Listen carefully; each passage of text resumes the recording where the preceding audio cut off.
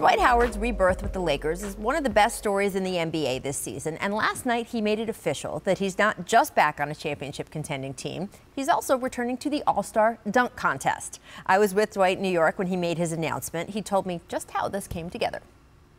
You are going to participate in the dunk contest for the first time in more than a decade. What made you want to do it again? Well, last summer, after I signed with the Lakers, I went to Venice Beach, and I went to the court and I started dunking. And I had like a little slam dunk contest with a guy I didn't even know at the time. I have seen some video of this. Yeah, he was an actual dunker.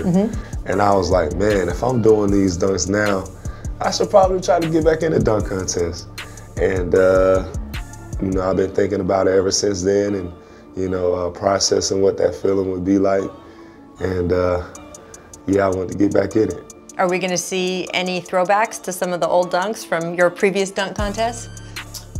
I was actually thinking about doing some stuff like that, bringing back some old things and kind of twist them into 2020.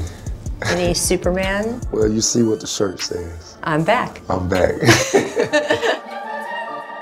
Back indeed. This year's dunk contest could get pretty spicy. We don't have an official word yet. But remember, Aaron Gordon came on the jump and said he wanted to get a rematch with Zach LaVine of their epic 2016 battle. For me, the best dunk contest of all time, still 88, Chicago, Michael Jordan, Dominique Wilkins, the human highlight did this. Yeah, that was pretty special. Look at this. I mean, 88 doing those type of dunks, the creativity was off the charts. Jordan, of course, from the stripe. That just looks poetry in motion, man. Just beautiful. Oof. I'm not sure we're ever going to reach that plateau again, not when some of the league's best dunkers keep declining to participate, John Morant. But Dwight Howard jumping back in this year can only help. After all, watching Superman fly never gets old.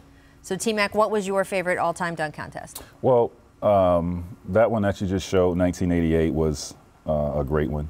I was a part of a great one in 2000. I know a lot of people suspect me to say that that was the best in 2000, but I mean, going into that, I knew Vince was going to win the slam dunk contest. That's why I didn't want to do it. So wait, tell the people what happened. We stayed in the same building in Toronto, right? I didn't want to get in the slam dunk contest, and he kept begging me to enter it. Oh, get in, cuz. Just get in. You're going to do well.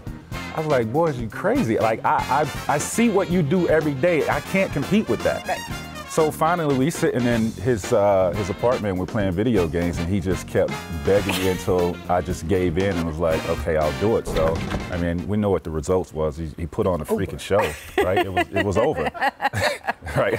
I mean, it's what I thought. But I think the best one to me was Zach LaVine and Aaron Gordon. In 2016, that was pretty special. I was actually a judge on the panel, and the creativity that they brought out, it was like Nick and Jordan in '88. It was just 50 back to back, and it was a sight. Yeah, those guys was out of their mind that night. Yeah, and it wasn't like that one when he goes underneath his legs. Yep. He's 6'10". What I loved about that dunk contest, it wasn't 3 or 4 tries. It was like, no, we getting it on the first try, right? Yep. That's to me. So I go with 2016. So the first one I ever watched, the first All-Star Saturday I ever watched was 1988. Larry Bird wins the three-point contest, holds his finger up, knowing he was going to make it to beat Dale Ellis.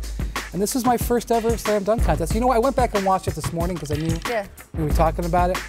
Dominique got screwed on the score in his last dunk. A lot of people said it was in Chicago. Home cooking was the Jordan's second dunk of the finals. He got a low score. Yes, and the crowd booed. Crowd booed rightfully. That score was low. It did set up a great moment in the end where Jordan needed 49 to win, and he started in the backcourt. I know.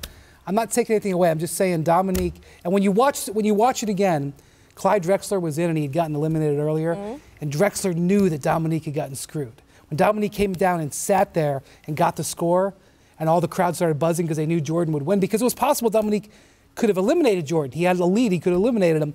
and Drexler knew it was trash.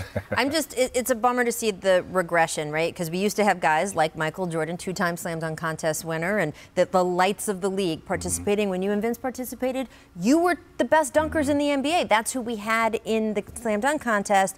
We got this great moment in 2016, but there's still a lot of people who have been missing these recent years.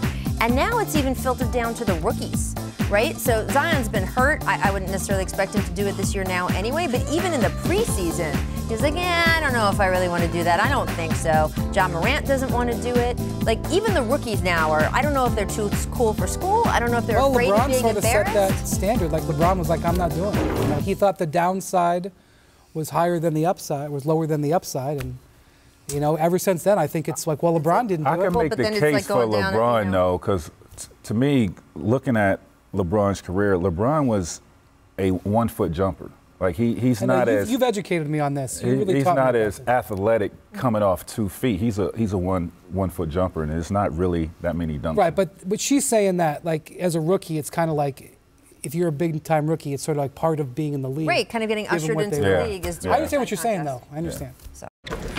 Thanks for watching ESPN on YouTube. For more sports highlights and analysis, be sure to download the ESPN app. And for live streaming sports and premium content, subscribe to ESPN+.